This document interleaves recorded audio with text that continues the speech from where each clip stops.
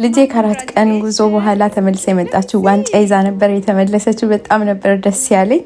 ነገር ግን ከምንም ነገር በላይ ያስደስተኝ ዛሬ ደግሞ ለእናቶች ትልቅ መልእክትና ኢንካሬጅመንት እንዲሆን ይህንን ቪዲዮ የሰራውበት ምክንያቱ እዚህ ጋር እንደምታዩት ዛሬ ጠዋት ላይ ስነሳ ይህንን ቸኮሌት አድርጋ ኖት ጽፋ ዋንጫውን ዩ ዲዘርቭ ላንቺ ነው የሚገባሽ ብላ አስቀመጠችልኝ። አልቅሼ ተረጋግቼ ነው ይህንን ቪዲዮ መሰራላችሁ። ምክንያቱም ኖቱ የሚለው ቤሲክሊ ስለ ጸለይሽልኝ አመሰግናለሁ የሚል ነበረ እና በጣም ኢንካሬጅ ላደርጋችሁ ፈልጋለሁኝ። እናቶች ለልጆቻችሁ ጸልዩላቸው።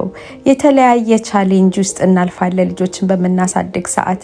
ነገር ግን የምንሰጣቸው ፍቅር፣ የምንሰጣቸው ከበሬታና ልዩ የሆነ ትኩረት፣ ጸሎታችን፣ ሁሉን ነገር ያዩታል። ደግሞም በእነሱ ላይም ትልቅ ተጽዕኖ ይፈጥራልና ሁል ጊዜ ስነ ስርዓት እንዲይዙ እንደምናደርጋቸው እንደምንቀጣቸው ሁሉ ከዛ ደግሞ በጣም በብዙ በፍቅር እና በርህራሄ ልናሳድጋቸው ይገባል ብዬ እላለሁ። ተባረኩልኝ። ወዳችኋለሁ። ባይ